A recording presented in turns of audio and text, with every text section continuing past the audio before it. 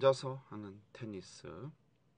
오늘은 작은 라켓을 구비해서 연습하라 라는 제목을 가지고 말씀드리겠습니다. 지금 비가 오고 있고요.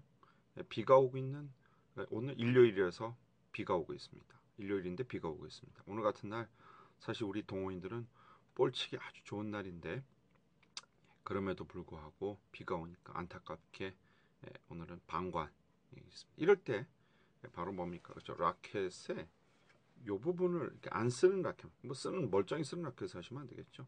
사실 이 라켓도 제가 보니까 사고 나서 거의 한 10년 정도를 안 쓴 라켓이군요. 예. 만약에 안 쓰게 되면 여기를 잘라서 요 부분만 가지고 연습용으로 하시라는 겁니다. 예, 이 굉장히 효과가 있습니다. 일단은 예, 제일 중요한 건 이걸 왜 자르느냐. 집에서 연습하다 잘못하면 등 깨고 벽 깨고 거울 깨집니다. 이 사실 테니스 라켓이란 것이 굉장히 궤적이 크다라는 거죠. 그렇기 때문에 이걸 잘라. 단 반대로 또 긍정적으로 본다라면은 사실은 이런 어떤 연습을 한다라든지 이럴 때에 이 그런 부분이 큽니다. 그냥 손으로 이렇게 머릿속으로만 마인드 트레이닝, 마인드 훈련을 하는 것보다는 이 손에 어떤 감촉을 가지고 그렇지 발리가 이렇게 한다면 이런 식으로 발리를 하겠다라는 식으로 이야기를 하는 것이 좋다라는 이런 식으로 전략을 짜는 것이 좋다라는 겁니다. 그렇기 때문에 제가 말씀드릴 얘기 라켓을 잘라서 하라라고 하는 부분들. 다만 이제 이 훈련에 어떤 단점이 있다라면은 사실은 무게의 상당 부분은 이쪽 위쪽이 차지하고 있기 때문에 자기가 어떤 식의 마인드 훈련을 가지고 어떤 식으로 하더라도 그거보다는 좀 더 무겁게 느껴질 겁니다. 그러니까 실제 훈련, 실제 볼을 치러 가서는 무겁게 느껴질 부분이 있다라는 거죠. 그 부분에 대한 주의, 조심만 하시면 될 것이라고 보겠습니다. 오늘 강의 라켓을 잘라서 훈련하라. 저는 원래 있었어요. 그래서 그걸 좀 보여드리려는데 이 강의를 촬영 전에 와이프한테 물어봤더니 버렸다 그러더라고요. 으씨, 으씨. 자, 질퇴하도록 하십시오.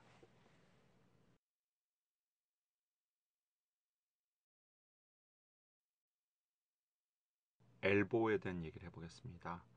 뭐 엘보에 대한 얘기는 꽤 많이 주제에 대해서 강의를 할 수도 있고요. 여러분들이 관심을 가질 만한 얘기들도 많습니다. 사실은 테니스를 거의 경력이 아주 짧으신 분들은 엘보라 그러면 그게 어떤 의미를 가지는지에 대해서도 조금 생소할 수 있을 거라 봅니다. 일단 오늘 말씀드릴 수 있는 것은 엘보가 어떤 점에서 불편한지에 대한 얘기를 좀 위주로 말씀드리고자 합니다. 엘보라는 건 결국엔 테니스라는 게 사실은 따지고 보면 이 만약 이제 오른손잡이다 그러면 오른쪽 팔에는 굉장히 무리가 가는 행동입니다. 탁구랑 비교해도 맞아. 탁구는 요 정도 라켓을 가지고 요렇게 치는 정도에 불과한 거니까 물론 뭐 거기서도 부상이 있을 수가 있고 뭐 어깨 부상, 등 부상, 허리 부상, 뭐 손목 부상 올 수 있습니다만 그래도 그 충격량이라는 걸 생각해 본다면 탁구에서는 요 순간적으로 여기에 부딪히는 충격량이라는 건 굉장히 적을 겁니다. 근데 테니스는 특히 발리 같은 경우에는 막 그렇게 저쪽에서 후들겨 패는 볼을 갖다 대서하는 것이니까 사실 이 손목에 굉장히 무리가 갈 수 있는 거라는 거죠.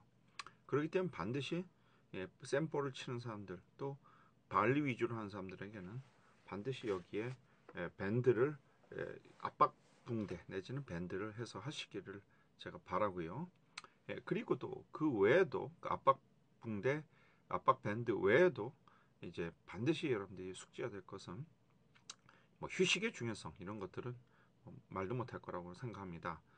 다만 이제 엘보가 오면 어떤 증상이 오는지에 대해서 말씀드린다면 여기 있잖아요. 여기를 이렇게 탁 눌러보면 이게 아파요. 생각해 보면은 이건 뭐 저는 뭐 의사가 아닙니다만 여기 어떤 손목이나 여기에서 온 여기 요 부분에 대한 저 같은 경우는 지금 살짝 이제 엘보기가 좀 깨와서 약간 휴식을 취하고 있는 상태이기도 합니다만 이렇게 비틀어도 이렇게 아프고 뭐 이렇게도 아프고 심지어 제가 엘보가 굉장히 심할 때는요 정말로 그런 경험을 몇 년 전에 한 적이 있는데 오리온 이게 되는 것 자체를 못하겠어요. 한마디로 라켓을 드는 것조차도 힘든 것이 아주 극심한 상태 엘보이고 엘보가 아주 심한 분들은 이렇게 컵을 드는 것조차도 못한다는 얘기를 하시더라고요. 그런 경험 해보신 적은 없으시죠? 예, 저는 컵 드는 것까지는 아니라도 라켓을 드는 것 자체가 안 되는. 그러니까 어떻게 보면 거듭 말씀드리면 여기에 관련된 부분이 엘보의 문제가 된다는 거죠. 자, 일단 엘보 얘기는 여기까지 하고 그러고 나서 다음 엘보 얘기를 좀 이따가 해보도록 하겠습니다.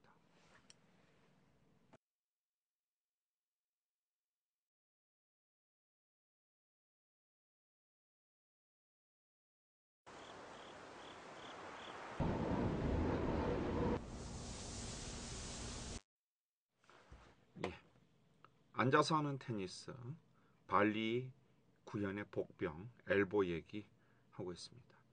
자, 요번에는 이제 테니스 엘보랑 관련돼서 이것이 어떤 점에서 지금 우리에게 안 좋은지에 대한 얘기를 해보죠. 물론 이제 두 가지를 저는 이렇게 하면서 느끼더라고요. 이게 어느 정도 엘보가 찾아오면은 당연히 이제 되는 것이 안 되다 보니까 일단 기본적으로 발리의 속성 자체는 공격적인 속성을 갖고 있습니다. 물론 발리가 수비적인 속성이 있다는 것도 마찬가지예요. 볼이 오면 받아주는 게 발리니까는요.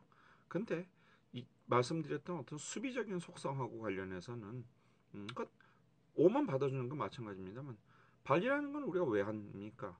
치면서 들어가면서 발리라는 거죠. 어떻게든 들어가서 바운드 되지 않은 볼을 쳐주려는 게 발리다 보니까 기본적으로 발리라는 것은 공격적인 속성을 갖고 있습니다. 근데 이게 엘보가 나서 받쳐주질 못하면 공격적인 속성이 나올 수가 없다라는 거죠. 그렇죠. 그렇기 때문에 바로 아까 제가 말씀드린 대로 엘보가 불편한 점. 첫 번째, 공격적인 속성. 그리고 저는 그 공격적인 속성의 가장 이상적 내지는 가장 극단의 형태로 표현하는 것이 깐다 전략이다라고 여러분들 말씀드린 바 있습니다. 그 내용에 대해서는 앉아서 테니스 깐다 전략 편에 발리의 깐다 전략 편을 보시면 될 것 같고요. 그 다음에 이제 두 번째로 이게 엘보가 와서 불편한 점은 백핸드 시에가 또 불편하더라고요. 백핸드를 이렇게 치는 것도 그렇습니다만 사실은 백핸드 로우 발리식으로 잘 치는 것이 이 어떤 상급 발리자의 가장 중요한 부분이거든요. 백핸드 로우 발리를 예리하게, 예를 들면 그것은 베이스라인 뒤에 오더라도 백핸드 쪽으로 왔을 때 약간 로우 발리 비슷하게 해서 넘긴다든지, 아니면 전진해서 들어갈 때도 백핸드 로우 발리라든지 이렇게 할 때에 사실은 요 팔의 살짝 미세한 각도만으로도 예를 들면 이럴 수 있어요. 서브가 들어오는데 백리턴합니다. 근데 이 백리턴을 얼마나 자신 있게 하면 저게 중요한 부분으로, 저게 약한 부분으로 싹 들어가게 되는데 이걸 안 되면 맞고 옆으로 사이드로 빠져나간다라는 거예요. 무슨 얘기인지 플레이할 때 이 상황을 아신다, 생각을 해보신다면 여러분들이 충분히 아실 거라 보겠습니다. 그래서 오늘 말씀드린 얘기, 테니스, 바로 발리의 복병 엘보가 왔을 때 문제되는 점 두 가지에 대해서 여러분들과 말씀을 드렸습니다.